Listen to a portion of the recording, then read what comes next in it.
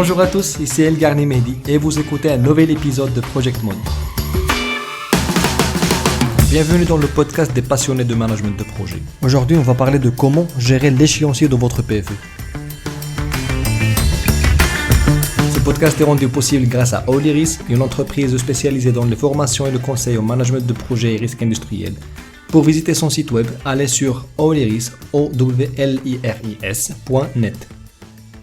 Dans le dernier épisode, on a vu comment gérer le périmètre de votre projet pour livrer la totalité des exigences validées dans le cadre de votre PFE. Dans cet épisode, nous allons voir comment gérer l'échéancier de votre projet pour le livrer à temps et pourquoi pas un tout petit peu en avance. Avant de commencer, il faut savoir que l'échéancier ou planning est un outil qui permet à la fois de gérer les attentes des parties prenantes dans le temps et servir de base à la communication des performances. Il va indiquer clairement si votre projet est en bonne santé ou pas. Pour ce faire, l'échéancier du projet doit pouvoir être adapté tout au long du projet en fonction des connaissances acquises et du contexte du projet. D'abord, il faut comprendre l'objectif de la gestion de l'échéancier du projet, qui est de permettre de gérer l'achèvement de ce dernier dans le temps voulu.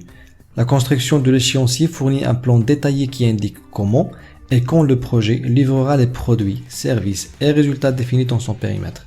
L'équipe de projet choisit d'abord avec quelle approche elle va travailler, prédictive ou adaptative, puis les données spécifiques au projet comme les activités, les dates planifiées, les durées, les ressources, les dépendances et les contraintes sont intégrées dans l'outil de la planification afin de créer un planning du projet.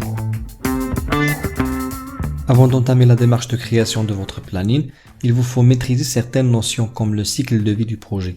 Ce dernier est tout simplement une série de phases du projet, depuis son démarrage jusqu'à sa terminaison.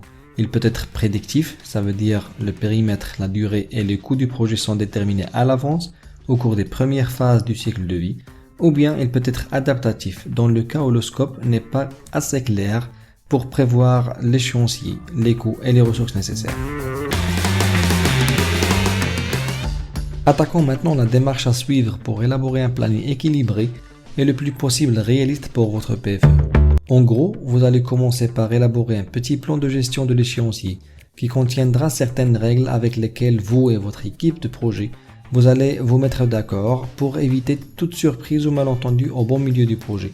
Par exemple, vous allez préciser le niveau d'exactitude des valeurs numériques de l'échéancier. Par exemple, les durées sont à une semaine près, à une journée près ou à une heure près. Autre chose à préciser, c'est les unités de mesure. Ça veut dire vos tâches elles seront planifiées en jours ou bien en semaines. Après vient la manière avec laquelle vous allez lier votre planning avec le WBS. Il faut se mettre d'accord aussi sur les seuils de contrôle qui vont préciser à partir de combien d'écart vous allez devoir prendre des actions correctives ou escalader le problème à un niveau supérieur. Une autre chose des plus importantes, c'est les règles de mesure de performance qui sont tout simplement les méthodes suivies pour calculer le pourcentage d'avancement de votre projet. En dernier lieu, il faut se mettre d'accord sur les formats de rapport d'avancement et leur périodicité. Une fois vos règles de gestion sont acceptées par votre équipe de projet, il vous faut définir les activités.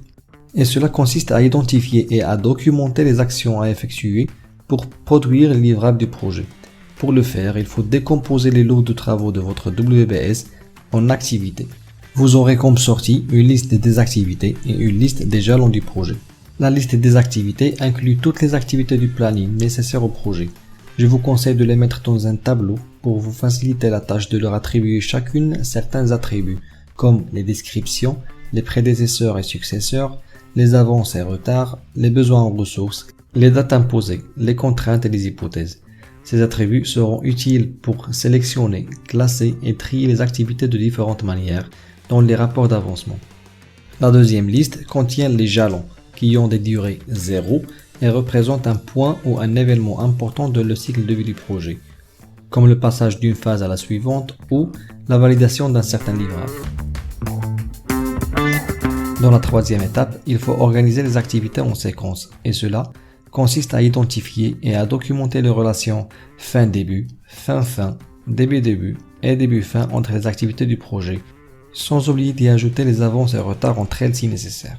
L'objectif ici est de définir la séquence logique de travail pour établir un échéancier réaliste et faisable. Ainsi, comme résultat, vous aurez votre diagramme PERT. À ce stade, je vous demanderai de faire attention à deux choses. La première concerne les dépendances externes qui mettent en jeu un lien entre les activités du projet et d'autres activités qui n'en font pas partie.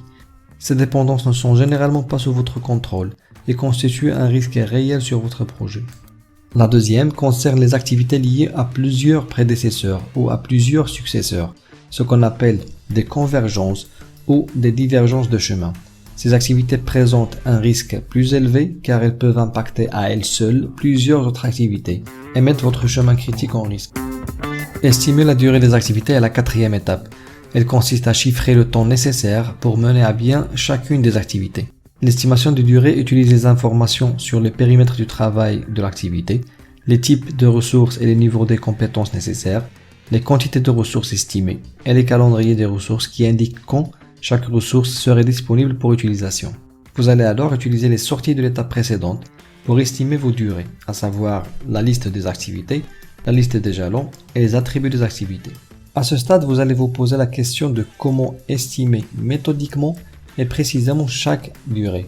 Je vous propose alors de choisir l'une des trois méthodes les plus utilisées, et qui sont l'estimation analogique, en utilisant des données historiques d'une activité similaire, l'estimation paramétrique dans laquelle un algorithme est utilisé pour calculer les durées en se basant sur des paramètres du projet.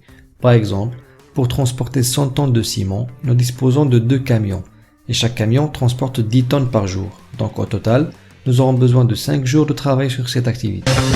Enfin, l'estimation à 3 points, qui permet de définir la plage approximative de durée d'une activité en calculant la moyenne des estimations pessimistes, optimales et de la plus probable.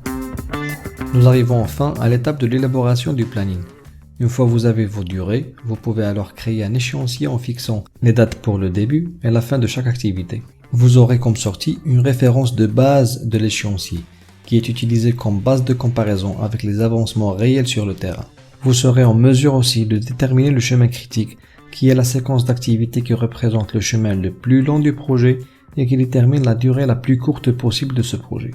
Une fois achevé, votre planning peut être présenté sous une forme détaillée comme le diagramme de Gantt ou sous une forme résumée comme le diagramme à jalons.